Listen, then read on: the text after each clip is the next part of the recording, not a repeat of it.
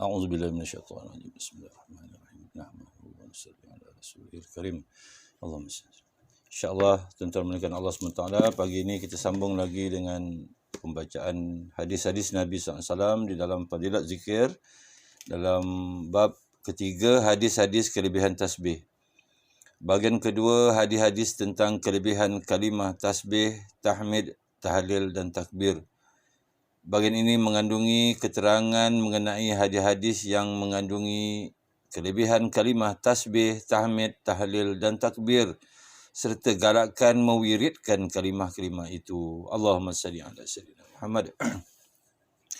Sayyidina Abu Hurairah radhiyallahu an berkata, Rasulullah sallallahu alaihi wasallam bersabda, dua kalimah yang ringan di lidah, berat dalam timbangan dan dikasihi oleh Allah Subhanahu wa ta'ala yang maha pemurah, iaitu subhanallahi wa bihamdih, subhanallahil azim. Masya Allah. Allahumma salli. Hadis riwayat Bukhari, Muslim dan lain-lain. Sayyidina Abu Hurairah radhiyallahu an berkata, Rasulullah sallallahu alaihi wasallam bersabda, dua kalimah yang ringan di lidah, berat dalam timbangan dan dikasihi oleh Allah yang maha pemurah, iaitu subhanallahi wa bihamdih, subhanallahil azim. Hadis riwayat Bukhari, Muslim dan lain-lain. Allahumma salli. Keterangan ringan di lidah bermaksud bahawa tidak perlu meluangkan masa yang lama untuk membacanya kerana kalimah tersebut sangat ringkas. Di samping itu, tidak susah dan tidak memakan masa yang lama untuk menghafalnya. Walaupun demikian, apabila tiba waktu amalan ditimbang, disebabkan kalimah tersebut diwiridkan dengan banyak, kalimah tersebut akan memberatkan timbangan amalan. Amin. Sekiranya tidak ada apa-apa faedah lain pun, apakah ada sesuatu yang lain yang boleh mengatasi keadaan dua kalimah ini? Paling disukai Allah SWT. Imam Bukhari rahmatullah alaihi telah mengakhiri kitab sahihnya dengan dua kalimah ini. Hadis inilah yang ditulis pada akhir kitabnya. Dalam satu hadis, Rasulullah sallallahu alaihi wasallam bersabda, jangan ada sesiapa pun daripada kalangan kamu yang tidak melakukan 1000 kebajikan setiap hari. Bacalah subhanallahi wa bihamdih 100 kali. Allahumma salli ala Sayyidina. Allahu Akbar. Ia menyamai 1000 kebajikan. Sedangkan sebegitu banyak dosa, insya-Allah tidak akan dilakukan pada setiap hari. Selain daripada tasbih ini, sebanyak mana amalan baik lain yang dilakukan akan mendapat ganjaran yang berasingan. Allahumma salli.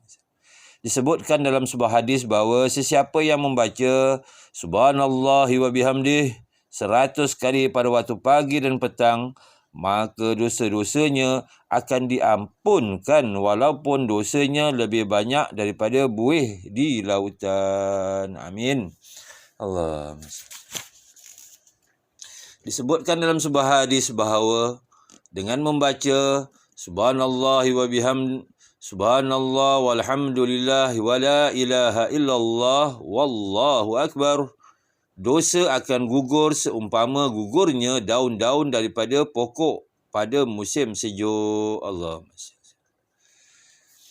Sayyidina Abu Dzar radhiyallahu an berkata, Rasulullah sallallahu alaihi wasallam bersabda, tidakkah kamu mahu aku khabarkan kepada kamu perkataan yang paling disukai oleh Allah SWT?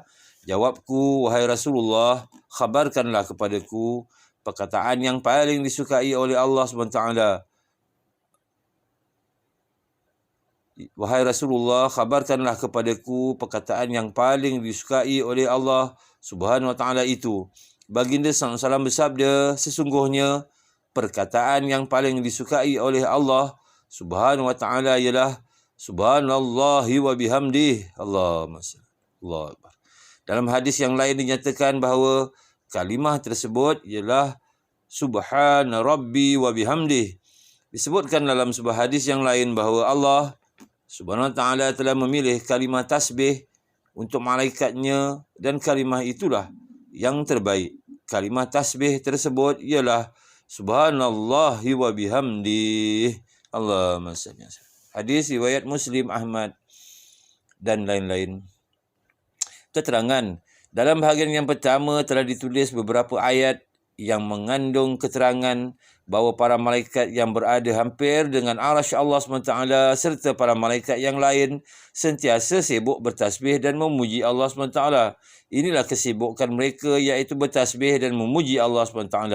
Oleh itu, semasa Allah SWT hendak menjadikan Nabi Adam AS, maka para malaikat telah menyebut di hadapan Allah Subhanahu Wa Taala, wa nahnu nusabbihu bihamdika wa nuqaddisu lak.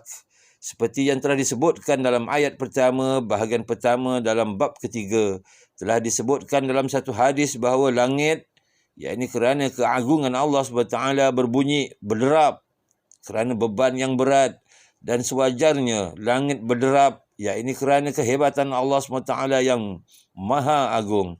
Demi zat yang jiwaku dalam genggamannya, tidak ada sejengkal ruang pun di langit yang tidak ada malaikat yang sibuk bersujud dan bertasbih dan memuji Allah Subhanahu Wa Taala.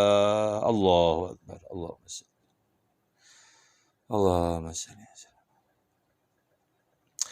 Jadi alhamdulillah, tuan-tuan mulakan Allah SWT. Mudah-mudahan Allah SWT kurniakan kita taufik dan hidayah. Apa yang kita dengar ini dapat kita amalkan dan sampaikan, insya-Allah. Kita tutup dengan tasbih kifarah. Subhanallah wa bihamdihi, subhanakallah wa bihamdika, asyhadu an la ilaha illa anta, astaghfiruka wa atubu ilaik.